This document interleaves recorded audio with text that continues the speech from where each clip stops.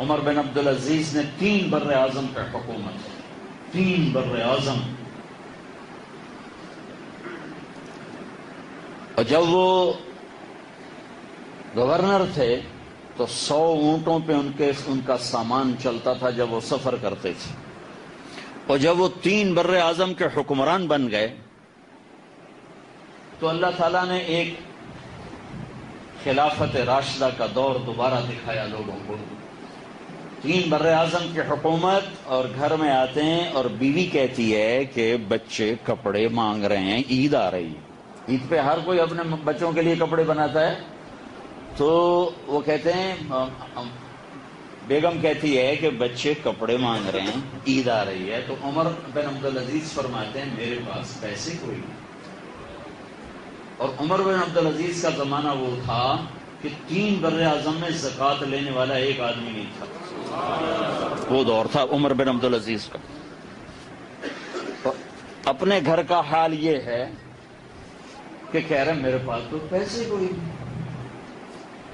اب دونوں میاں بیوی بیٹھے ہوئے ہیں، بیت المال اتنا بھرا پڑا ہے، اس لیے کہ لوگ زکوٰۃ لینے والے تھے نہیں تو ساری زکوٰۃ بیت المال میں اکٹھی ہوئی.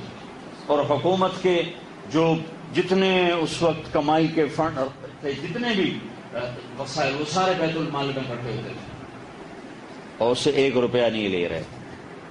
تو ان کو بیوی نے مشورہ دیا آپ ایسا کریں، اگلے مہینے کی جو تنخواہ ہے ایڈوانس دیں گے، میں اس سے کپڑے بنا لوں اور گھر کا چولہا میں مزدوری کر کے چلا لوں. میں گھر میں بیٹھے بیٹھے مزدوری کر لوں، میں اس سے گھر کا چولہا چلا لوں. حضرت عمر نے کہا یہ بات ٹھیک. تو باہر گئے اور اپنے وزیر خزانہ کو بلایا. ان کے وزیر خزانہ کا نام تھا مزاحم.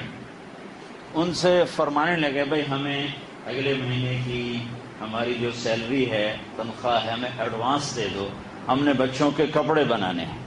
تو اس نے کہا امیر المومنین آپ مجھے لکھ کے دے دو، آپ 1 مہینہ زندہ رہو گے میں دے دیتا ہوں. تو عمر بن عبدالعزیز چپ ہو کے گھر واپس آئے اور فرمایا فاطمہ بیوی کے نام تھا، میرے بچوں سے کہہ دو میں کپڑے لے کے نہیں دے سکتا. عید کی نماز پڑھائی، شاہی خاندان ملنے آ رہا ہے بڑی پوشاکوں میں، حشم قدم میں.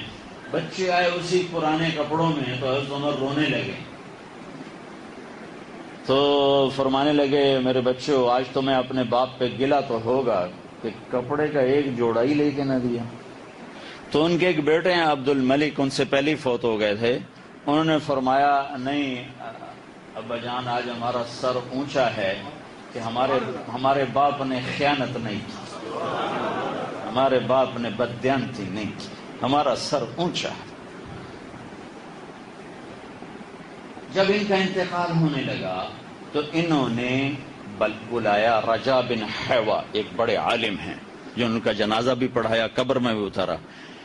فرمایا کہ رجا میں نے عبد الملک جو ان کا چاچا تھا اور بنو امیہ کا دوسرا خلیفہ تھا، میں نے جب اس کو قبر میں اتارا اور اس کے کفن کو کھولا تو میں نے دیکھا اس کا چہرہ قبلے سے ہٹ گیا تھا اور رنگ اس کا کالا پڑ گیا تھا. پھر میں نے ولید اس کا بیٹا تھا، اس کو قبر میں اتارا تو میں نے اس کا کفن کھول کے دیکھا تو اس کا چہرہ قبلے سے ہٹ گیا تھا، رنگ کالا پڑ گیا تھا. پھر میں نے سلیمان وہ بھی عبد الملک کا بیٹا تھا، میں نے اس کو قبر میں اتارا، اس کا میں نے کفن کھول کے دیکھا تو اس کا چہرہ قبلے سے ہٹ گیا تھا اور رنگ کالا پڑ گیا تھا. بلکہ سلیمان کی میت جب قبر کے قریب لائے اور اس کو اٹھانے لگے تو اس کا جسم ہلنے لگا. تو سلیمان کے بیٹوں نے کہا ہمارا باپ زندہ ہے. تو عمر بن عبدالعزیز نے فرمایا بیٹو زندہ نہیں ہے، عذاب جلدی شروع ہو گیا ہے، عذاب جلدی شروع ہو گیا ہے.